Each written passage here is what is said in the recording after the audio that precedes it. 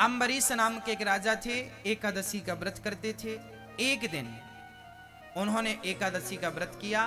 द्वादशी के दिन अपने हाथ से गेहूं को पीसा, अपने हाथ से आटा को गूथा, अपने हाथ से रोटियां बनाई, अपने हाथ से सब्जी और दाल बनाई और अपने हाथ से रोटी बनाकर भगवान को भोग लगाते थे। अम्बरीश ऐसे राजा थे, भगवान से इतना प्रेम करते थे, इतना प्रेम करते थे कि वो किसी के आटे की रोटी नहीं बनाते थे। भगवान के बर्तन खुद धुलना, भगवान के दर पे झाड़ू खुद लगाना, इतना बड़ा राजा था। मतलब भगवान, याद रखना, मंदिर में जो आप झाड़ू लगाते हैं ना, वो भी पूजा का एक अंग है। भगवान के जो बर्तन धुलते हैं वो भी पूजा का ही एक अंग है।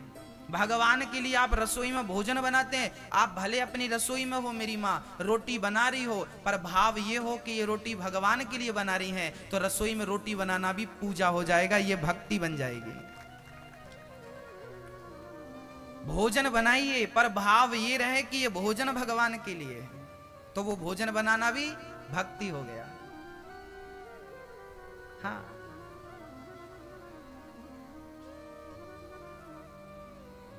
आप जुड़े रहिए, कहीं भी रहिए पर गोविंद से जुड़ करके रहिए, आनंद होगा भक्तों। हाँ, श्री अम्बरीश जी जब गेहूं पीसते थे ना, तो भगवत सोचिए, जब भक्त इतना प्रेम करता है भगवान से, तो भगवान की क्या जिम्मेदारी है। भगवान स्वयं आते और जब राजा पसीने में डूब जाते और भगवान का चिंतन करते रहते और वो गेहूं पीसते रहते, तब भगवान स्वयं आते और अपने पीतांबर से हवा करने लगते। किसे हवा करते? अम्बरीश को। अम्बरीशो महाभागा सप्त द्वीपवती मही। अम्बरीश को भगवान अपने पीतांबर से हवा करते थे। आहा, एक दिन अम्बरीश ने देखा कि हवा कहां से आ रही है। आंख बंद करके वो करते थे सारा काम, चिंतन में डूब के। आंख खोला तो भगवान बैठे, चरणों में गिर पड़े, प्रभु मुझ पापी को आपने और पापी कर दिया, आप मेरी सेवा कर रहे हैं, मैं नरक जाऊंगा प्रभु। तब भगवान ने हृदय से लगाया, अम्बरीश आप मुझसे इतना प्रेम करते हैं, मेरा तो बैकुंठ में जी नहीं लगता, बार बार आपके पास आने का मन करता है, इसलिए मैं आपका दर्शन करने चला आता हूँ। जब आप भगवान से प्रेम करेंगे तो वो भी आपसे प्रेम करेंगे।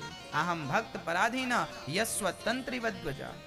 भगवान भक्तों के अधीन होते हैं मेरी माँ, भगवान स्वतंत्र नहीं है। नारद जी भी कहते ना, भगवान नारद जी ने कहा परम स्वतंत्र न सिर पर कोई, पर नारद जी की बात बिल्कुल गलत थी। नारद जी कह रहे हैं आप स्वतंत्र हो, पर भगवान से पूछा गया कि प्रभु क्या आप स्वतंत्र हैं, तो भगवान ने कहा नहीं नहीं, मैं स्वतंत्र नहीं हूं, मैं तो भक्तों के अधीन हूं। अहम भक्त पराधीन, मैं भक्तों के वश में हूं।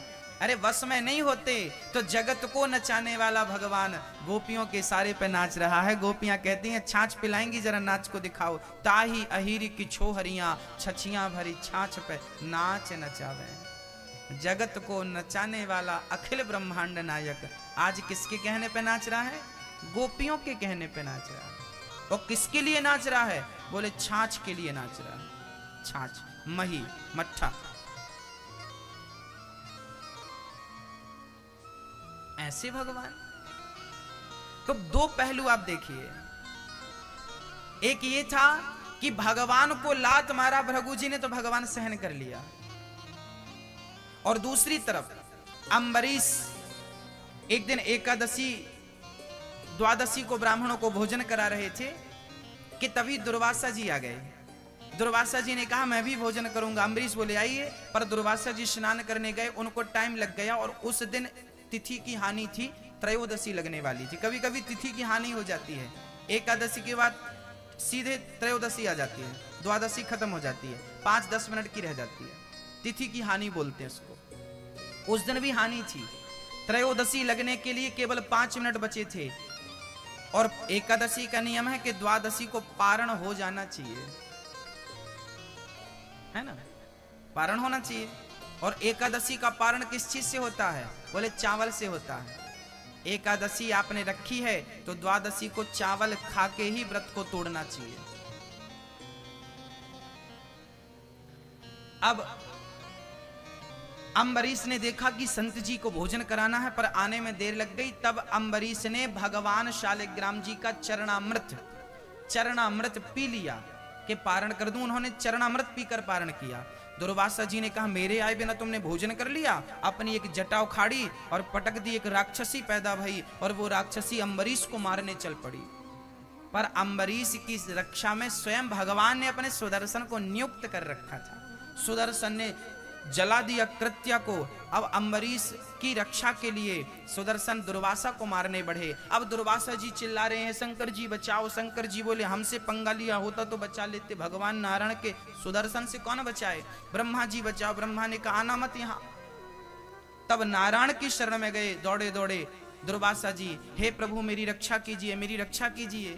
भगवान बोले क्या हुआ। बोले आपका सुदर्शन पीछा कर रहा, मुझे मार डालेगा। भगवान बोले कि देखो दुर्वासा जी, यदि आपने हमारा कुछ बिगाड़ा होता तो हम आपको निश्चित माफ कर देते, पर आपने बिगाड़ा किसका है, हमारे भक्त का बिगाड़ा है। उस भक्त का बिगाड़ा है जो हमें बहुत प्रेम करता है, इसलिए सुदर्शन को मैं नहीं रोक सकता। तो बोले कौन रोकेगा। बोले मेरा भक्त कह देगा कि सुदर्शन रुक जाओ तो ये सुदर्शन रुक जाएगा, मेरे कहने से नहीं रुकेगा भी। तब ये भागवत में लिखा है, ये भागवत की चर्चाएं हैं, नवमें स्कंद की चर्चाएं हैं। तब दुर्वासा जी अम्बरीश के पास दौड़े दौड़े गए और चरणों में प्रणाम किया। दुर्वासा जी के चरणों में अम्बरीश जी लेट गए। संत जी आप क्यों लज्जित कर रहे हैं। दुर्वासा ने कहा भक्त मैं समझ गया कि आप बड़े श्रेष्ठ हैं, सुदर्शन से कह दीजिए नहीं वो मेरा गला काट देंगे। तब हाथ जोड़कर अम्बरीश ने सुदर्शन की प्रार्थना की, हे प्रभु आप शांत हो जाइए। शांत हो गया।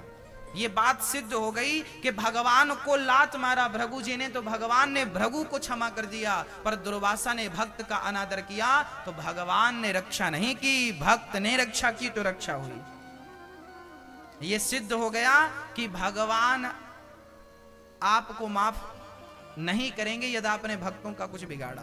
इसलिए कथा में जाने से, कीर्तन करने से, भगवान का नाम लेने से, यदि कोई भगवान का नाम ले रहा है, कई बार आप क्या कहते हैं कि बहुत पाप करता है, दिन में तो पाप करता है, रात को तो पाप करता है और ऐसे राम राम जपता है, ऐसे भी लोग होते हैं। परंतु आपको इनकी भी आलोचना करने का अधिकार नहीं है। कम से कम वो भगवान का नाम तो ले रहा है। हाँ चलिए माना कि उसने पाप बहुत किए हैं, परंतु नाम भी तो लिया है।